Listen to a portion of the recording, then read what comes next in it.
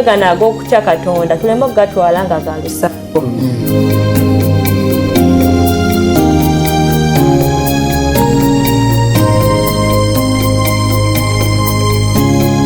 Malayika si agenda obubuulira naye ffe Mukama tuloze tububuulire eri ensi yonna.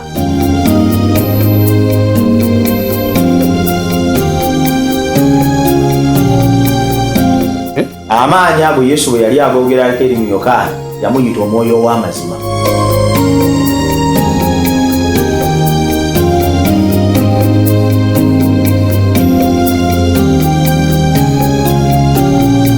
Lesson weekend katuyigire ku bigere bya Kristo. Buterevu nnyo tuyanza nnyo tuyanzege mukwano kubeera ng'otwegaseeko program. Lesson weekend tuyigira ku bigere bya Mukama waffe Yesu Kristo. Yagamba nti mujje gye ndi mmwe n'abakoyera abazitowereddwa nja kubawummuza. Agamba nti ajja gye ndi siri mugoba n'akatono. So nga alaba tosembera agamba nti nyimiridde ku luggi neeyanjula bw'onaawulira eddoboozi n'oggulawo omutima gwo gira gy'oli neyalira wamu naawe ate nze ndire wamu naawe naawe nange. Olwaleero nina baganda bange abavudde ku kifo kiri ekyolekere ebweru w'eggwanga twogere Najjanankumbi nti bw'okwata eryo oba oyolekera mu nsi z'ewala n'abalabirawo n'abagenda mu World Cup bayita Najja nga bagenda. So tulina baganda baffe wano omuli muganda wange Samson Kiseka. Oyo nno omusajja mubulizi wa njiri omugagga omuto ate nga yatwala ebyobuwanika mu kanisa eya Seventh Adventist Church Najjanankumbi. So tusanyuse nnyo okulaba. Amina nyamusa. Webale nnyo webale ddala obuweereza. Ate mukkirize mbanjulire mukwano gwaffe ate nga mwannyinaffe omulungi Namanda Katharina ono mukugu mu bigambo by'olulimi Oluganda.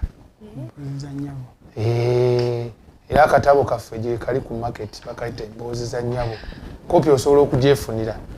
Osobola okuntuukirira Yonasaani ne nkulagirira naye ate naye yennyini waali wano tujja kuba osobola okumanya ebisingawo katabo ako.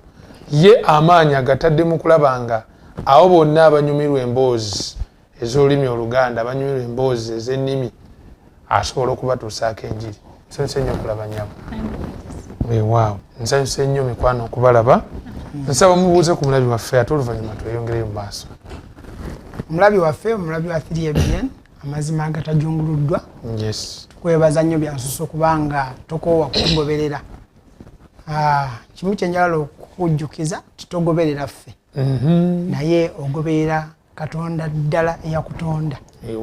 Era nze nsaba kimu omugoberere okutuuka lwali kutuusa mu bwakabaka bwe. Amiina. Kama akuwa omukisa nga tuyiga. Weewaawo sebo tuyenza nnyo muganda wange tweyanzege. Yes my sister. Yes sebo nange nebaza Katonda ampadde omukisa omulala okubeerako wano ku 3ABN. Yes. Era naawe nenkwebaza Musumba. Naye nga nze ebigambo byange buli wembeera nga tuyiga ebigambo bya Mukama waffe njuliza nnyo abantu b'Ebberoya. Ab'Ebberoya? So Ab'Esalonika? Bo bwe baawulira ekigambo ne bagamba bye mwogedde ddala bwe guli baddangayo ne babikkula balabe oba bye mwogedde bwe biri bwe bityo era ne bagoberera Mukama waffe. Okutateganya teguzza nvuma. So kati mukwano gwaffe atulaba bintu bakutegeeza byakwefubako. Ekituufu kiri nti wadde obulokozi bwa bwereere naye era si bwabagayaavu. Anti era munoonye muliraba. Abatulaba bannange tugenda mu maaso ne lesoni yaffe namba 12 share him mugabaneko n'abalala twogera ku Mukama waffe Yesu Kristo kubanga ye njiri. This time round mu kweyongera okukula mu kwagala kwa Kristo oba enkolagana tuli mu kutunuulira okugabana Kristo n'abantu abaki abalala. Sister wange baleesabuza okutuweerera essaala Mukama ayongere otuteera ddala mu mwoyo tusobole okunnyonnyoka ekigambo kino ekyokugabanako n'abalala ebigambo ebirungi eby'obulokozi. Katwebaze Kitaffe omukulu omuggulu Kitaawe wa Mukama waffe Yesu sebo tukwebaza kubanga otusaasidde ffe baani okutaganjula ebigambo byo tukwebaza Mukama kubanga twagala tugabaniko n'abalala tukusaba omwoyo omutukuvu gwe watulekera ku nsi eno okutulungamya mu byonna era mu mazima gonna atulungamye ne bannaffe abetugenda okubaganya nabo ebirowoozo abatulaba nabo nsaba obawa omukisa jawo kyonna ekiyinza okututaataaganya mu nsonga eno Mukama atulaba omukisa naawe olyoka ogulumizibwa kuba Yesu Kristo Mukama waffe. Amina, amina, amina. Sister tuyanze nnyo tweyanzege tuli mugenda maaso n'ekigambo kino tetuyinza kwogera ku nkolagana ne Katonda nitayogera ku kigambo kye bayita okugabana ku bulungi bwa Kristo. Sajja abamutuwadde pasita yanyumidde naye bannaye tubeere mu butuufu wabayo ekintu ekisobola okuwa empisa kubuulira njiri mazima ddala sinalabayo kintu mu nsi muno kisobola kuwa mpisa nawaba wali tolina mpisa nga wakulira eyo oba wakulira ku ttale oba wakulira mu mpuku naye ne weesanga oli mu bantu teri kinsobola kuzimba mu mpisa nga kubeera ng'omutima gwe gwagala obulira enjiri nazikono n'amagye n'amagye gatendekanga abantu empisa n'okugumiikiriza naye kati ndoza byakyukamu oba naye nze naye kyogamba ababeerayo tebalina mpisa ennaku zino ennaku zino byakyukamu mu ndabayo mu ndaba yange tulabaga lubendeza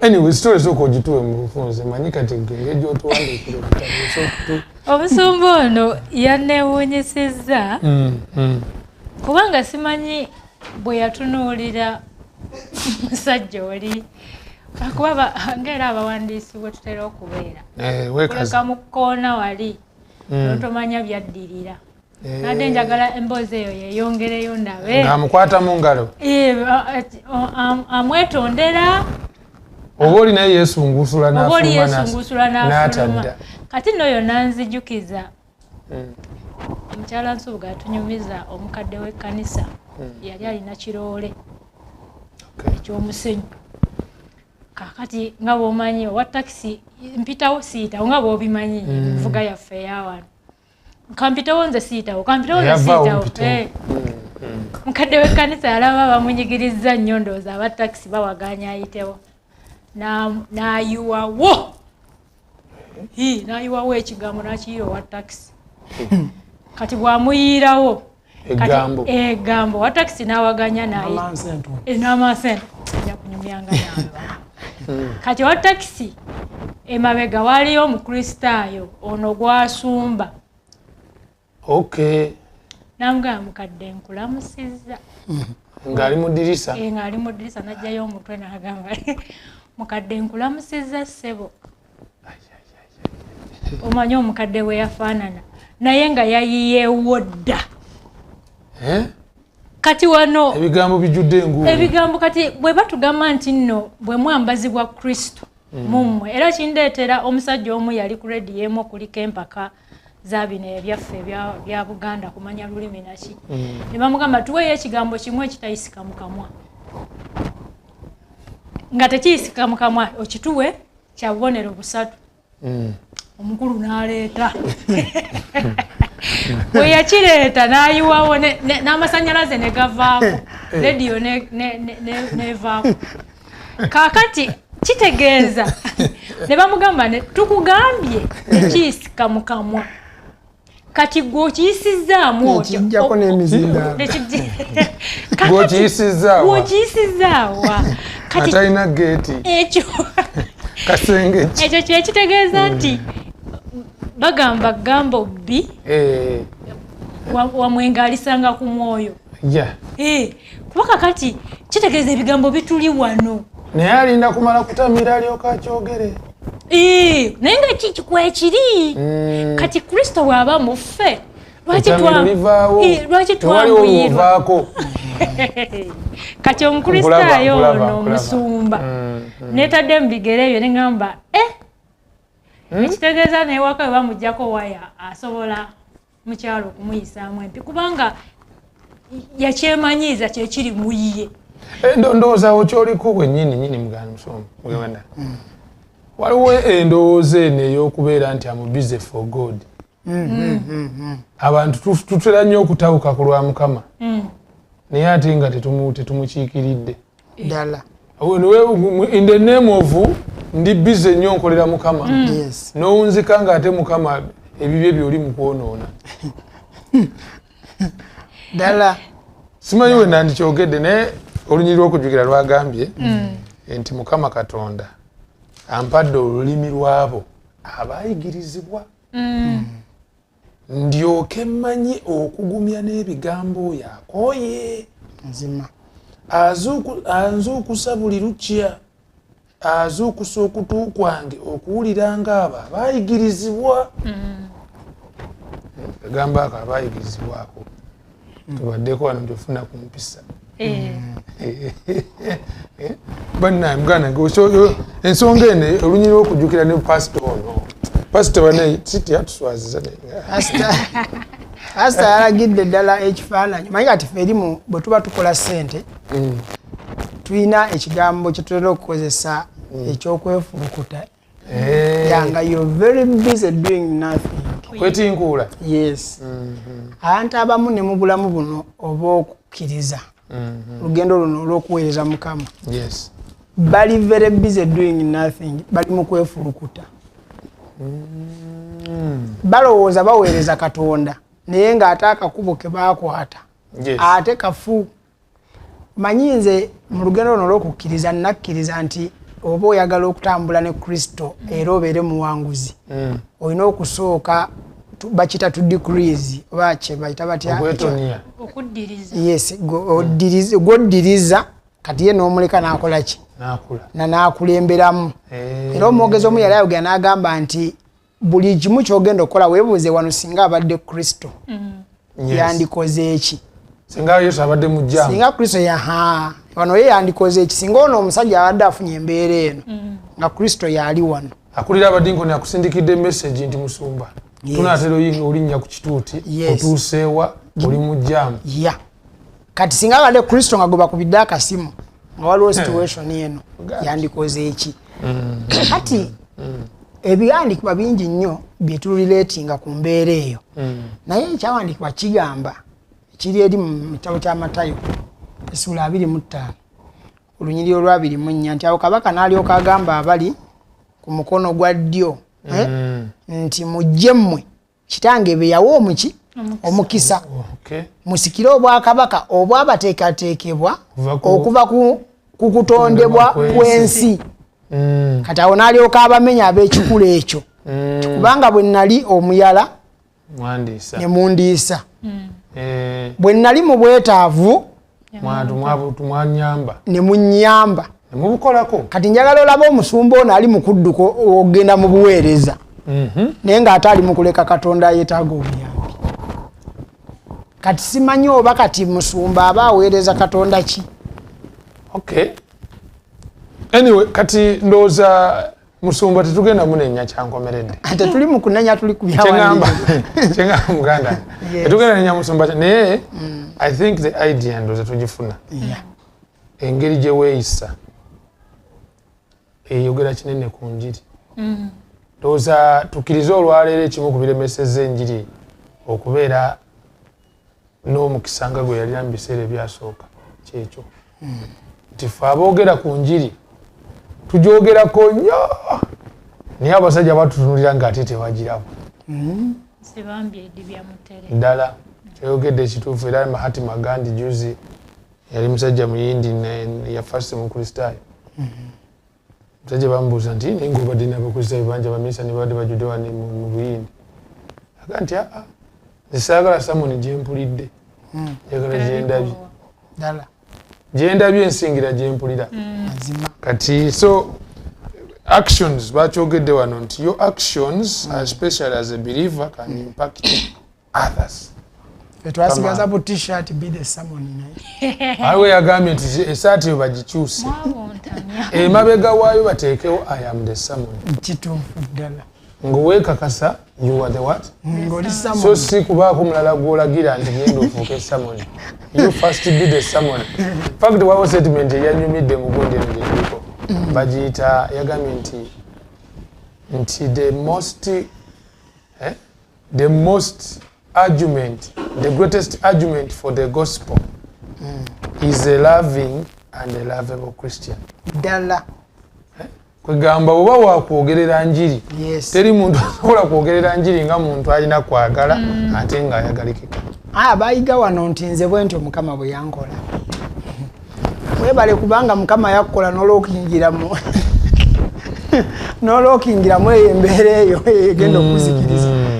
Ffe tufunye omukisa Musumba. Yes. Ba Filipi 2:5 pa 14 n'atujjukiza. Nti ate enkola engeri gye tulina okubeera mu ssene yaffe gye twewa abala gye beewaaniramu. Naye nti the attitude you should have yeringa yali mwani mu Kristo. Kitegeeza nze nnyina okubula kati abamu baliyo mu kanisa basigala kuyimba nnyimba zaffe nze mbagamba nnyo bayimbira ffe. Sinze naye Kristo alabika muyimbira ffe antiru nga naawe Kristo alabika mu ggwe. Amen. So kati ekigambo kino eky'okuyibwa kye twagala okutunuulira kubanga enjiri abantu bagiyita bayizawe mu kanisa tugiyita bayizawe ebimu ku ebyo byoyinza okukola optional naye wano walaze nga tteeka kagambo kano kapasa kagambo kabasajja bayunaanifu abatera osomeyo ku nnimi all nga woolya all scripture was passagrapher kati wano genda maaso sewo ekiragiro kino ekyokuwulira enjiri twagala kukiraba mu maanyi gaakyo. It's not mbadde ndowooza twandibulidde enjiri tuteeka okuwulira enjiri buli mukristaayo is an evangelist.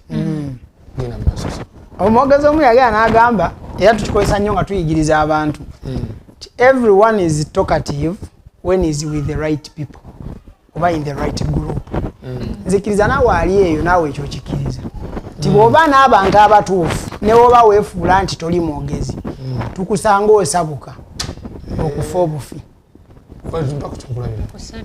Kati singa abantu babadde basobola okuddira Kristo na byonna bye yatulagira okukola kubanga yatutuma ffenna just that bw'otusomawo mu Matayo 28:18 paka 20 abamu babyejjako dda babirekera mu basumba.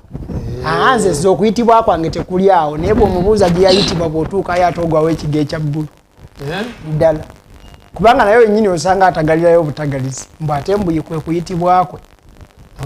Yes, mbu yayitibwa kuba wa kisa naye kati ate ekisa kimuleetera okuba ng'asula n'abavubuka mu nnyumba ate nga si babbaabe ate nga musaayi omwenda atusumbuwa nga basumba tusabire omubezi naye ng'alina ababeezi naye ng'ate atugamba nti kati ate Katonda yamuwa kisa wa kisa. Webale nnyo ekisa ekyo naye njagala okutegeeza nti okwo okuyitibwako sitaani yakuyita okuzikiriza. Naye singa obadde owaayo nnyo obudde okumanya ekigambo kya Katonda wanditegedde nti naawe enjiri ogisobola. Kubanga tukkiririza ddala nti nno byonna by'otegedde osobola okubyogerera mu bantu abo b'okola ki b'owangaaliramu. Ate Matayo n'akawaŋŋamula mu tusomere Matayo 10 tusomere Matayo 10:2 Matayo essula 10 olunyiriri lwa 20. Yes. Ebigambo bigamba bitya wano Bayibuli egambye kubanga si mmwe mwogera wabula omwoyo gwa kitammwe yayogerera mu mmwe. Kati gwe awo okyewaana mbusima toli mwogezi toli kife twebaza Katonda twewaayo dda era kati omwoyo wa Mukama yayogerera mu ffe. Amen. Ddala kati naawe funa ku mukisa ogwo ng'okyali mulamu. Katonda mweteefuteefu okwogera era kyova olaba ne bano abasajja bw'oba begendeza ba Peetero baani tebaali boogezi nnyo naye bw'ogenda mu bikolwa y'abatume 8 omwoyo wa Katonda bwe yakola ki bwe yabakkaako ne bayuuguumya. Onaawe baatuukanga nga bayuuguumya buki buyuuguumya kitegeeza Katonda mweteefuteefu okwogera okuyita mu nze naawe bwe weetaaga kintu kimu butayimba buyimbi neewadde eyo gy'oli Yesu bibeere. Thank you so much Sebo webale nnyo abalire ddala. Sasa nsimanyi oba olina kwongerako twagala genda mukuwumulamu. Mpoza katono nti Kristo bwayingira mu ffe brother Kiseka agambye nti ffenna tulina okubibeera naye engeri nyingi ze tusobola okubuuliramu enjiri eno ate tosobola kubuulira kyotolina bwe twegamba nti tuli ba Kristo oyo gwe tuli ate yatuwa amaanyi okutusindika okugenda okulaba abalala yakutuma moyo nabbi agamba nti bamalayika ba Mukama batusembereza abantu nkumuliitu ab'okubuulira ekigambo wano we tuli naye ne tubabuuka bubuusi nga Kiseka bwagambye ntugenda ku ekereziya ntutandika okuyimba bane tufulume naye nga wano waliwo gwe wabuuse n'ogenda ku kkanisa ate n'oyagala ate abalala ate bajja oba ku kkanisa ate naye nga batuli wano kagamba engeri nyingi nnyo nze ndaba bano abakulu abayigirizwa Yesu be yaleka omuliro gwe baalina ogwo si bonna nti baalina amaanyi agayimirira ku butiuti ne babuulira naye bwe bayambazibwa Kristo omwoyo wa Mukama n'abambala ebirabo byabwe byaviirangayo awo eyakwatanga kino omukwagala n'akigusa omulimu ne gutambula gwe balaba abasajja bano baali batono nnyo naye lwaki omumuli gwabwe nakati kwe tutambulira ffe tuli bangi tekinologiya tumulina bayibuli tuzirina obusobozi tubula ne obuyigirize tetukyasobola kutambuza bigere mbu nkangenda ebwerenga nsooke mbuulire enjiri ate wano wennyini wootudde naye lwaki ffe omulimu gutulemye Kristo yatatwambazibwa omwoyo omutukuvu yatatukaako ekibuuzo ekyo nkirekera mukwano gwange lwaki ffe tukyali bwe tuti ate nga baali batono ate ng'embeera yali ya bugubi nnyo mwe baabulira enjiri okusinga kati Mukama tusaasire challenge y'amaanyi nnyo mukwano gwange atulaba ey'okubeera nga nze naawe twenyigira mu mulimu guno ogw'okubuulira enjiri naye ekisanyusa amaanyi weegali ayogedde ku all passage twabaddeko all power maanyi gonna weegali all nations eri amawanga gonna mugende all godhead bino ebintu si Yesu yabirimu yekka n'omwoyo mwali n'ekitaffe mwali kwegamba bw'owulira all believers ffenna tulina obyenyigiramu tikiri mu kusosola siyogedde then ne all things that I have commanded you oyogera ku byonna Yesu yalagira toyogera bibyo vulaba omwoyo wa Mukama yalina okwogeza kubanga toyogera bibyo amina kasooka tuwumulemu mukwano gwange atulaba bwe tukomawo kibuzo kyaffe kinene kiri mu ddiiro kigamba okwagala kuyinza kukuyamba kyenkanawa okusobola okugabana Yesu n'abalala okwagala kuyinza kukuyamba kyenkanawa okugabana Yesu Kristo n'abalala bwe tukomawo tugenda kuba tuzuula ebisingawo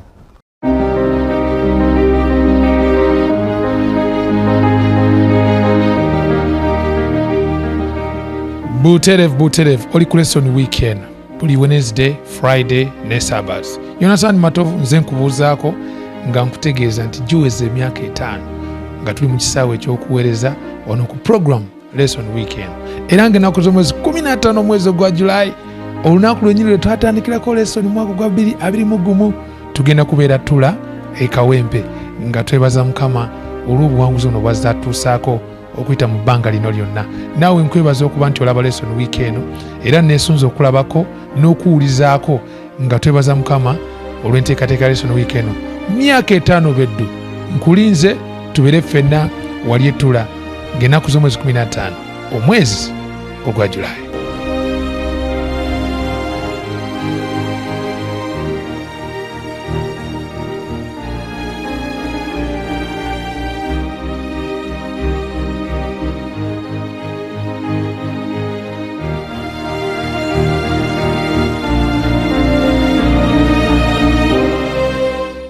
Buterevu nnyo tukulisayo mukuumulamu webali nnyo mukwano webalire ddala ate naawe yakatwegattako tukwaniriza mu program lesson week eno tuyigira ku bigere bya Mukama waffe Yesu Kristo. Ennaku z'omwezi 15 mwezi gwa Julayi tugenda kubeera mu kwebaza Mukama.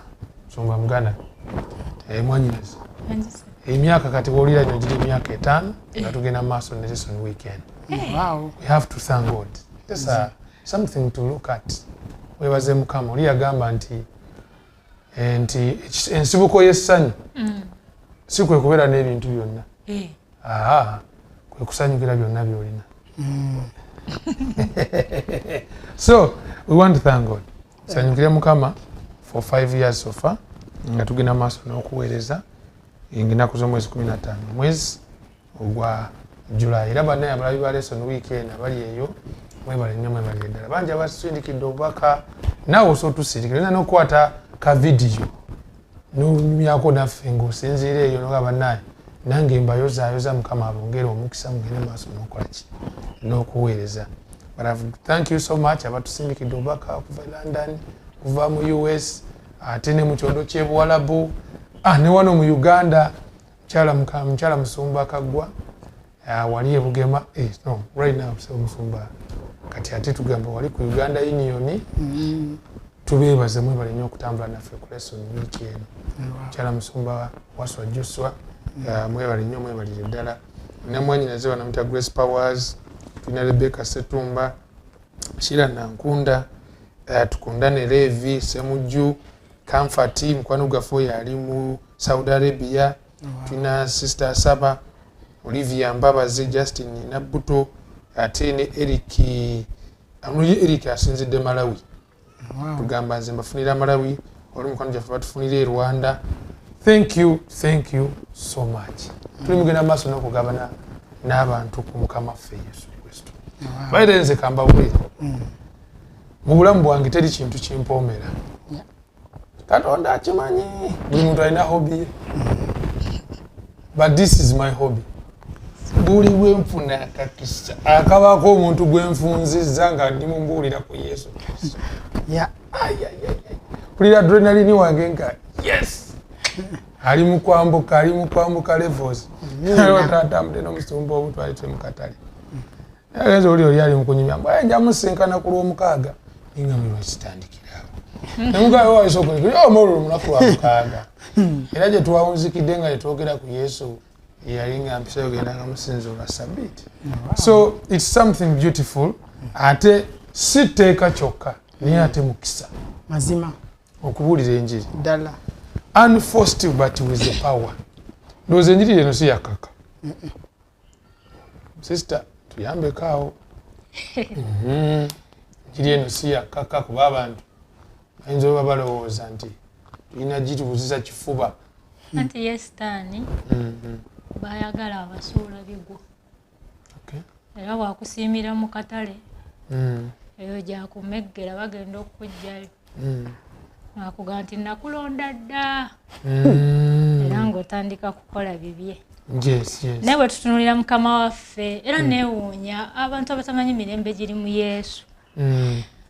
Ndaba Yesu waliwo kasitole gye nakajja mbu Yesu nga muto wa myaka 7-8 bwe batuuka nga balwana mbu temunkwata manyi temugize kuyoola bantu wowe temunkwata mbu kali kasitole mbu ng'akyali muto naye bwe oba byali bituufu simanyi kuba ekintu ekitali bibiriko tetutera nnyo kati mbu yali azannya ne munne Yesu ne mwana ku kyalo. Kati omwana n'akwata akanyonyi n'akakuba mu kasaale akanyonyi ne kapapala ne kagwa wansi ne kafa. Kati mbu Yesu n'atunuulira bw'ati akanyonyi ekisa nga nno omuto 7 years nkimuyitirirako n'awulira ekisa n'asituka n'agenda n'akwata akanyonyi ako. Olw'okuba amaanyi yagalina mulowooza yatandikira kaana mu lwatu yatandikira ku mwenge kaana naye wano amaanyi gamusitula n'akwata akanyonyi bw'ati mu ngalo ze ne bakalamu era ne kabuuka mu ngalo ze ne kagenda. Omwana ono omulala n'atunuulira Yesu bw'ati n'adduka emisinde n'addayo n'agamba bazadde baabwe batandika okuzuulira Yesu nti tulina muntu mulalamu si mwana bwana wabula yandibaamu kwegamba ekisa bwe kyamuyinga ennyo banange mbu abatunuuliranga Yesu kagero naye nga kaaliyo iba Yesu yaliko omuto akagero afirimu ako kaali kanyonyi.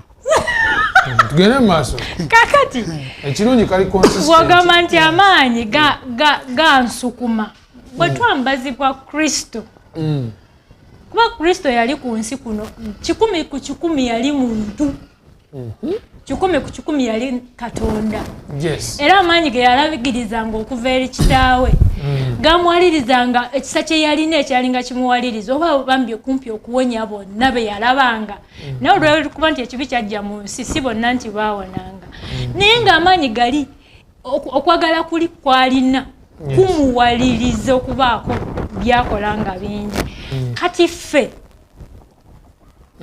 bwe tugamba nti tukubanze essira ngiteeka kufa abakkiriza Kristo bwatugamba nti tufulume tugende tubuulire enjiri twambazibwa Kristo si byakukeera ku makya mbu kati mukulu ono yampa ekyokulabirako yaŋŋamba tinamanda bw'owulira ng'omukisa gwonna ogw'obuweereza lumba totuula lumba kagamba amaanyi gali ge twambazibwa bwe tumala okukkiriza Kristo kuba bwe tubatizibwa bwe tuva bwe tuti mu mazzi tufuuka bajulirwa abakulu bagamba nti ffe twalabako bye twalabako era bye tubabuulira kati bwe tumala okwambazibwa Kristo ono ne tunywera tulumba bulumbi amaanyi gali si kuwalirizibwa wabawo ekintu ekituwaliriza omukulu yagamba nti okwagala kwa Kristo kumpaliriza nga ne bwoba tolinaamu osigaze 2,000 mu nsawo olaba ate omuntu ali obubi okukusinga okwagala kuli bwe kukuwaliriza ne billion zijjayo olw'omulimu gw'enjiri naye ng'oli ng'omusanyusizza ng'omulimu gw'enjiri gutambudde naye bino ebyokubeera awo mbalaba nga watali kamera tewali kikolebwa bw'oteekawo kamera bwoti omulimu guba gutambula mujje munkwate n'amawulire bange bajje bankwate mpadde miliyoni 2 ngulidde abantu bodaboda ku miliyoni 2 kubanga kamera weeri naye omulimu gw'enjiri guno bagamba nti ogwatugunjukirwa omusimbu agunjukira bigwa bwe gutwambala omusimbu tosobola mugamba nti kati gwa yesanga agudde kuba ekyo omuganda Buganda mu lulimi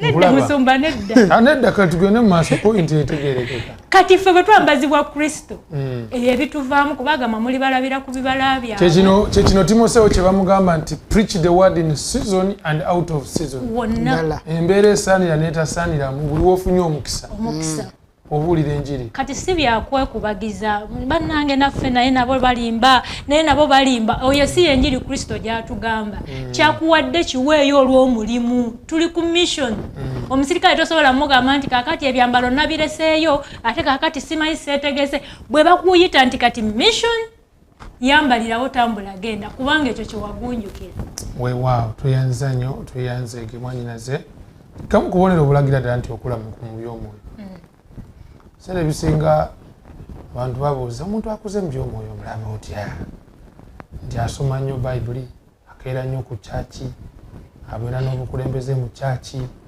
n'ebiringa ebiriwa aba ne yafeesi naye ndowooza ebintu ebyo byonna byonna wadde bituufu tebimala kunnyonnyola muntu akula mu kukkiriza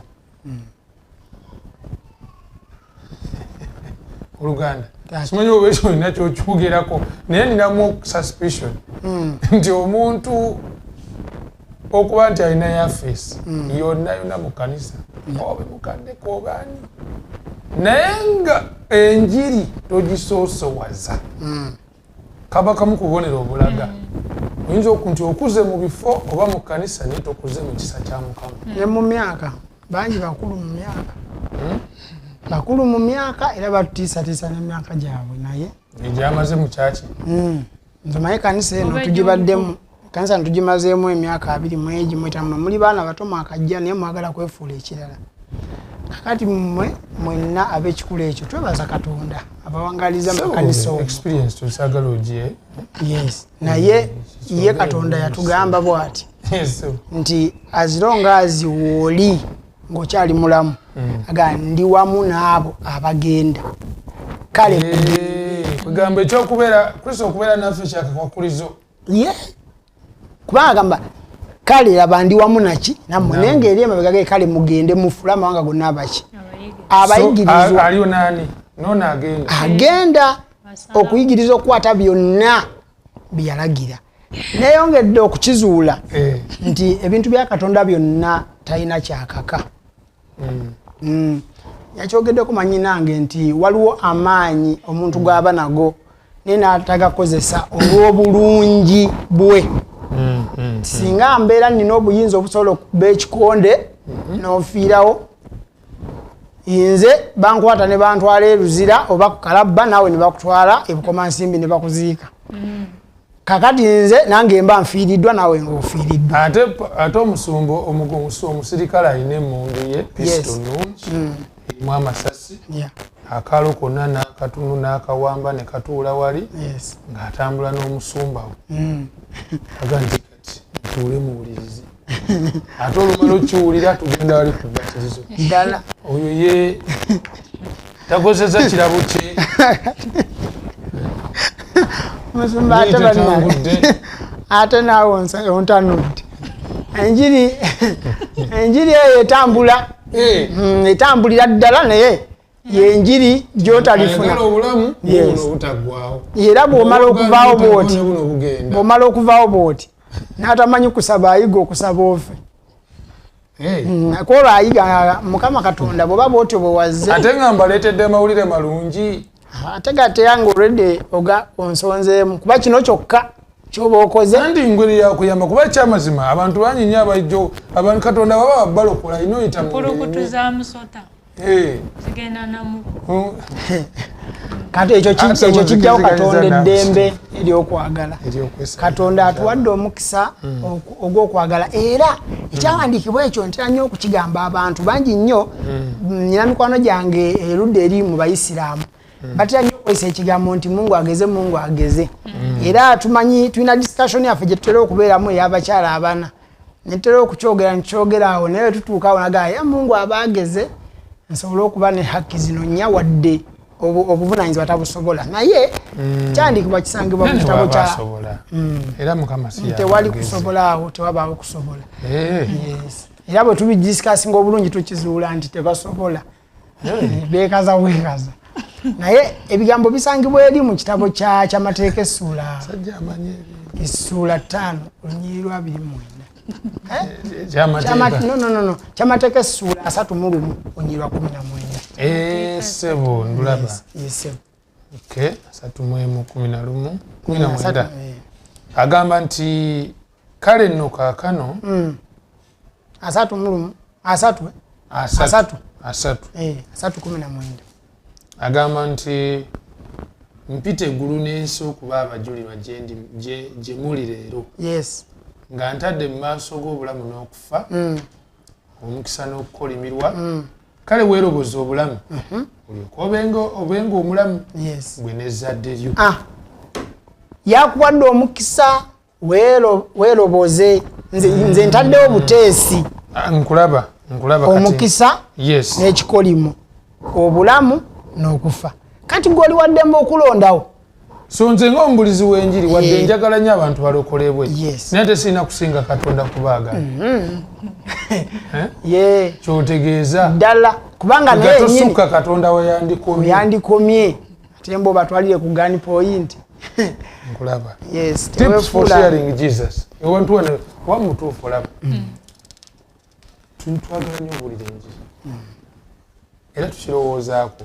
Sijja kulimba mukwano gwange atulaba ayagala ebuulira enjiri. Waliwo ekyo ntandikidde wa tips mu byenfuna mubutegeera ogamba nti wali gwe wayala kutandika kukwata ssente tandikira wano ddala. Abamu tusaba busabi obwavu ne bubaluma nnyo ne bajja okukola. Tipu y'okwekuyigiriza okukola. Tipu y'okugabana Yesu tumusabire Saala ki? Nti tumusabire yawulire obwetaavu mu mutima obw'okubuulira enjiri. Bangi nnyo bayibawe bazze eri Kristo lwa mbeera mbi. Bere mabanyiga era abasinga abali mu makanisa etolooza nti baliyo baagala nnyo Mukama. N'ebyo bibatabula nga baddukirako ewu. Mukama bamunoonyaako bibye naye nga tebamwagala. Naye kati nze ate omubulizi w'enjiri omukisa gw'enfuna gwe guno. Kuba enkola ya Kristo yokka yeerokola. Ddala. Agamba nti Christ is method. Alone. Minister to their needs. Sympathized with them. won their confidence, Yeah. then he bade them follow me. So, Yeah. Yes. so kati nze abantu bano balina obwetaavu bwe bajja mu church zinkuba gudikudde omubulizi w'enjiri tikabatuulire ddala tubawe emmere oba bawe yeetaaga n'okuka transport akamuzeeka ffe bwe mba nzirina kanzimuwe atuule nja mukuba enjiri by the end of the day ayinza oba nga yajja noonya ssente n'awuzika nga ate ne yesu amututte kiri kiti ekyo taatu kirengera otya kati ffe olwaliro mu kanisa nga bw'ogambye tufunye omukisa empisa ez'okubuulira enjiri omuntu agunjuka okuŋŋunjuka ntya mu kugabana yesu kristo n'abalala ekyawandiikibwa twakibuusa amaaso ekyaguddewo kiri eri mu Matayo 4 kigamba omuntu tasobola kuba mulamu na mmere yokka wabula na buli kigambo ekiva mu kamwa ka Katonda abantu bayambeko bwe bajja mu maaso go nga balowooza bazze kunoonya bulamu bwa mmere obajjukirize naawe ng'obadde emmere mukama babakuwadde obusobozi ngaffe omale obajjukize nti ate kati awo togenda kuba mulamu singa okoma kweno eno temala mubuuzeyo ekibuuzo buuzayo ekibuuzo ezimu ku methods ennyangu bw'oyinza okutandikira naye tobuuza by'otamanyi oyo nno ye mukristaayo bali beggambye abeewaanira mu kanisa tumazeemu emyaka 2 yakukubira olwo ekibuuzo kimulippi musumba omanyi mbadde wano nga ndi mu kugabanako n'omuntu omwana atali mu advent naye ambuuza ekibuuzo mbadde nsaba onnyambe wamma bwe tufa tutagawo okategedde kati tuli mu kanisa naye naffe tulinga abeerabidde nti waneeno tugambiddwa era tuweereddwa amagezi tulina okubeera obulindaala olina okutambula ng'ogaludde ng'oli mwetefutefu okuddamu ebibuuzo ojjuka ekyandiikibwa kyatugambye nti Katonda tuteekateeka okubeera ng'abaayigirizibwa wegamba mwoyo akunze okubeera eyayigirizibwa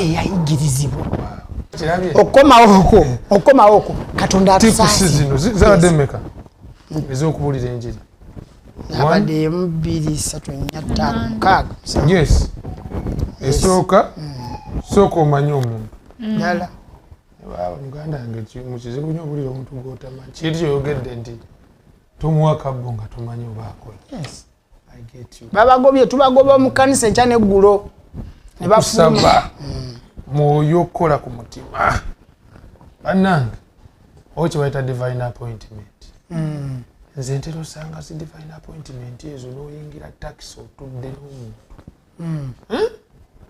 ogenda owulira aleese emboozi nga mwana ogiyingiramu bulungi n'obulira enjiri mazima so kiraga nti naye lwaki ku luno abantu tebazze kulamaga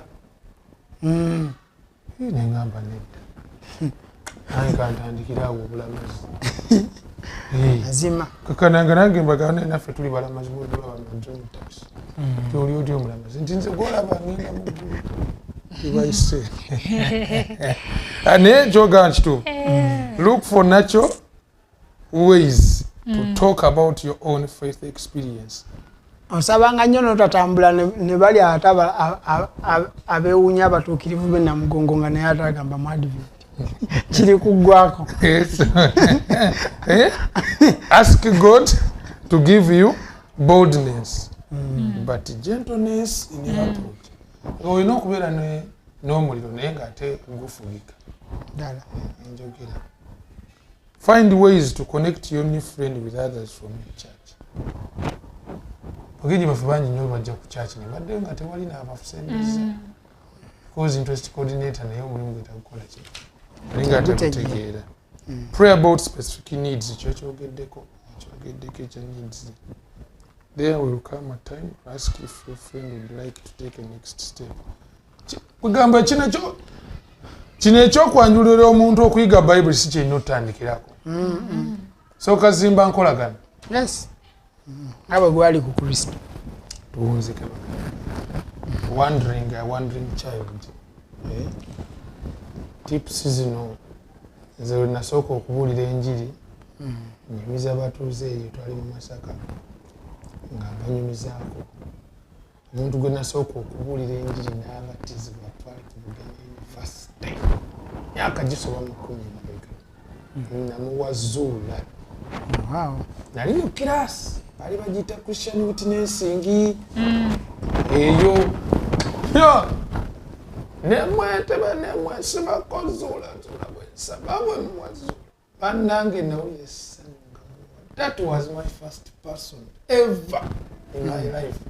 When I saw okulaba nga bamunyika wali nga mukubye ekigambo Peter Muzulo oyo. I remember 10 years back. That was 2014. Yeah. Wow, more than 10 years. Kati banengeza ko recordinga nga tumagundi zino steps. Ninga nange simanyi oba natandikira kwesooka. But one thing I know, nali yali mukwano gwange. Yeah. Namukolako omukwano. Ntambula mpola bwetuuka kananga abatiziddwa. That friend of mine. Yes. Kati twagala kuwunzika. Kigambo ki bantu bangi badde baweddemu amaanyi. Ate ffe tubadde twogerana tubadde tutunulira nnyo abali ebweru. Okimanyi nti waliwo n'abatakyasaba naye nga baali bakkanisa nga nabo twanditandika kuba olyambuza wutandikirawo. Where do you begin? Ng'ogwe ntiza okubuulira enjiri. Tugende mugenzi ku street oba ntandikire kuba emmanyi abatakyasaba. Kuba biri aliwo ayangu okudda. Kuba bagayo bring them back. Sister. Yes, sir. Kuba biri abo. Waliwo oli abeera ku street already. Nabeerawo n'ono eyaliyoko n'agenda naye ng'ennaku zino kati yagayala takyasaba. Ayinza n'obanga oluusi yali abivuddemu. Wagwe yanga ennaku eziyanga nti azi mugala ebintu natandise obivaamu. Anti kati natwala mulumba bubi nnyo. Kati naawe kankuwa ekibuuzo. Singa nkuwa entula. Yes. Nga nazifumbyeko ne zikona. Nenkuwa n'entula endala nga ziri fresh nga n'akazino gawali. Ntula ki nenkuga zonna zifumbe enzaagala nga ziyidde. Ziriwa zikwanguyira okufumba. Era abafumbi bayinza okubuulira nti zino ezitanabagendako mu sepiki wadde owulira ku muliro. Oba zezisinga olwo obadde oyagala tegeeza kimanyiraze nga tuwunzika kuba eddakiika zituweddeko. Eddakiika zituweddeko naye okwegayirira omuntu eyali amanyi Kristo nali ennyumyako wali ne muskadde tumusiifu manyi emboozi ye ey'okristaayo aginyumya kyeri. Engeri gye yamegganamu okuva ku njaga gye yali atandise. Olugendo lwe yakola naye n'olabira ddala nti mukono gwa Kristo yajja bw'ati n'amusitula n'amweggyayo. Naye kati wano mu bakristaayo badde oyogera ku tips ez'abantu abali mu kkanisa waliwo era waffe kkanisa balonda obupapula. Kwata akapapula kati nga twagala obumu mu family. Bannange n'amanda agenda kulabirira Kisekka. Omusumba omugagga. Yes. Ne bagaba obupapula kati akapapula akamu ne kagwa ku muvubuka omu omutoototo. Nga yalonda mukadde omugagga omunene. Yes. Kati n'akanona nfunye akagambiko omukadde. Olina okukubira omuntu oyo wakati mu wiiki n'omukubira ku ssimu. Halo oli otya embeera nnungi ekutwala etya? Sabbiiti ennungi oba bwe bityo byonna. Nkola njagadde. Kaakati omwana nga akwata essimu y'omukadde ng'amukubira ogwasooka. Mukadde nze gundi gwani? Nze gundi yakulonda simanya nga nze nina okukukubira. Kale ndi bulungi. Badde ogamba ki? Nati madde mbuuza embeera. Ndi bulungi kale webale kuba najjako. Omulenzi era n'addamu kati ogwokusatu. Pulira. Mukadde n'ava mu mbeera. Yamugamba owaani? Onkubira ngani? Onkubira ngani? Lwaki onyingirira obulamu bwange obw'omunda? Omanyi nnyo. Tokiddangamu. Anti mukadde batungambye nkukubira. Toddangamu tesimanyi batagala kumanyira. Kakati enjiri ey'omu kkanisa wano. Olumu kenyini ffe tuseseetula ne tufulumya. Kati ate Kristo atugamba ate tubakomyewo. Oyinza otya okukomyawo ate nga bw'oyimirira wali katuuti oba mulala mu kugamba obumu n'okwagala abantu twagala ne Kristo baali bw'oyimirira wali oba mulungi. Kati wano bazze ate mmwe mubasindika okugenda ate kakati okubakomyawo omuntu eyamenyeka omutima bw'atyo. Ne Kristo atugamba tetujje yetapowa. Zebane nalabye n'ebintu ebiremera ku nsonga Yesu era nze bwe nnaaba ntuuse mu ggulu ekibuuzo kye ngenda omubuuza ddala wali ofa ki ne Kasalina tapowa kubanga gwe naye wandibadde Kasalina wamuvaamu dda takusobola kuleka akugamba era kyobola batugamba twenyigire mu mulimu guno ogw'okukomyawo bannaffe eri gye baabulira newankubadde abaabulaba okumusitula ebimenya emitima olumu byava mu kanisa olumu mbeera n'ebirala oba oliawo bye tutayagala kumanya naye ye yatutuma nti ate tuddeyo tujjeyo bali ate olumu ffe kennyini be twasindika ate okugwayo eri naye nga bwe tuba tubuulira wano naffe tuli bayonta tuli bubi mu kanisa wano munda tuli bubi nkulaba so kwegamba n'abaffe bennyini beetaaga okusaasibwa I think tuwonze katutu musumba nzikiririza ddala baayagadde okutusigira ekifaananyi kino nti enjiri si ya bigambo enjiri ya bikolwa enjiri ya bulamu okugamba bulamu bwo kufaanana Kristo nafuna omukisa gwendifa era gwendituuka mu ggulu nga nebaza Katonda ogw'okubanga najjibwa mu kyalo muganda wange omu naye bwe yatuuka eno omulimu gwe yakola nga tegumuwaliriza kukola kusaba ku sabbiiti gwali gwa dry cleaner era nga gweraga nti kusala lero gusinga okukola naye nandera nze nentandika okubanga nzira ku nnono y'okusinza kanatandika okundabanga omuntu oba atategeera nsi nyinza nti okubeeko emirimu ate nenziramu ebyo ebyokusaba kubanga bwatu ekkubo eryakutte naye nenywerera ku njiri mukama n'aba mwesigwa eyo gye nagenda gye nanywera gye nafuna n'abanziza mu ssomero nensoma nenfuuka educated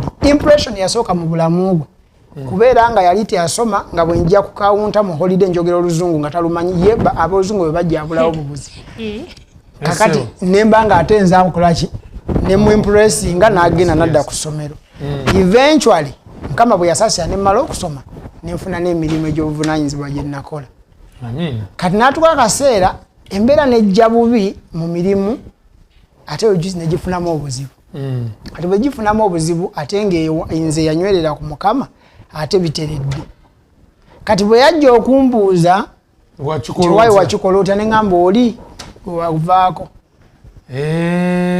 ndoza olaba nti nze nasigala nga nyimiridde mu bwesigwa ne Katonda ne mukama naba mwesigwa amawulire amalungi gali nti olwaleero kati mubatize era yali yagana okubatizibwa okuva mu buto nga teye mukulu wange kati mubatize enajja nankumbi musinza mulungi nnyo era mu bimu ku bye yeebaliza Katonda kwe kubanga Katonda yanyweza mutowe naye n'amulabirako n'afuna obulokozi mama mutegedde mukama yeebazibwe the strongest argument in favor of the gospel is a loving and lovable Christian through our example of a consistent life obulamu bwo ndeze enjiri eno mukama atusaase tutegere bulamu empisa zo endyayo enjogerayo endabikayo byonna bw'oyambala bw'oyogera n'abantu buli kimu neje tuwangalira ku mirimu yonna eyonji nebaza Katonda ewange ku dduuka nyina ababatize abawera abasatu ye bajja bali mu busimo ba Katoliki muki naye bagamba nti olw'enneeyisa ya muganda waffe naffe ne tubeera tutyo tuwereyo naffe essaala waliyo omukwano gwange yanama naye waayi nange njabaako gwenkwangula n'emyaka kati 15 anti naye teyeetaneewangula taata tuwereyo essaala tuwereyo essaala masita yatuwadde etandika essaala gye tusaba mukama atulage we tutandikira tipusi ezo n'empisa ezo ez'obuyigiriza obw'okubuulira enjiri twagala mukama azitusigemu okuyita mu mwoyo essaala gy'oba otusabira banaffe twagala kwenyumiriza mu kumugabana n'abalala atwebaze Katonda waffe omwagalwa tweyanza nnyo tweyanzeege kubanga obadde mulungi eri obulamu bwaffe bw'otuwadde akadde ak'okukubaganya ku bulungi bwo tweyanza nnyo tweyanzeege kubanga tulabye ebyokulabirako bingi ebyabo abakusembeza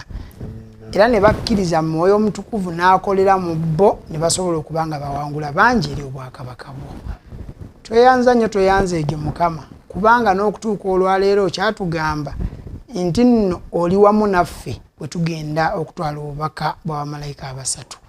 Tweyanze kubanga osuubiza nti sifa abanayogeranga wabula omwoyo wo anayogeranga okuyita mu ffe. Kusaba nga nkwegayirira omudduwo oba omuzaanawo ababayayaana okulaba nga nabo bafuuka enjiri. Kusaba nga nkwegayirira obajjukize nti wasooka kuyita bo, era bwe banaayijja gy'oli ne beewaayo gy'oli bo bagenda kubula gw'olabikire mu bo. Tukwebaza kubanga abamu ku ffe otuwadde omukisa ate nga osuubiza nti tegugenda kukoma okubanga otambula naffe okwongera okubeera ebbaluwa esomwa abo abantu abalala. Kusaba nga nkwegayirira n'oyo ayaayaana okulaba ekyo sooka omuyambe okufuna omwoyo wo olwo nno ebirabo ebyokwagala okusanyuka emirembe okugumiikiriza ekisa obulungi obuwombefu okwegendereza bituule mu ye olwo nno asobole okwakisa omusana bangi bakulabe. Weebale nnyo Mukama kubanga otuwadde ebigambo ebyobulamu olunaku olwaleero. Kusaba nga nkwegayirira binywerere mu ffe bulijjo tuyigirize nti ezimu ku ngeri ez'okuyamba abalala okujja gy'oli si kuba bikulira Bayibuli wabula kwe kulaga ebikolwa ebijjudde Katonda mu ffe. Olwo nno Mukama bwe tunaakola ekyo ffe tubule wabula tukufaanane abaddu bo n'abazaana bwe banaalaba nga ffe balabe ggwe. Weebale kubanga olidde okwegayirira kwaffe. Obulungi bwo n'ekisa kyo kabitugobererenga ennaku zonna okutuuka lw'olituwanguza mu Yesu Kristo Mukama waffe. Amen. Weebale nnyo ssebo, weebalire ddala mulabi waffe, tweyanza nnyo, tweyanzeke. Tukujukiza 15 Julayi. Yes, tobeerabira naku lwakwebaza. Badde ne muganda wange Samson Kiseka Mugaga omuto kuva Najjana Nkumbi ate ne mwannyinaze Katharina Namanda oyo ng'ate mukukutivu mu bisongezo eby'ennimi. Tukwagaliza ekiseera ekirungi. Lesoni eno eyongere okukubeerera omukisa. Kisa kya Mukama kyeyongere gy'oli. Amen.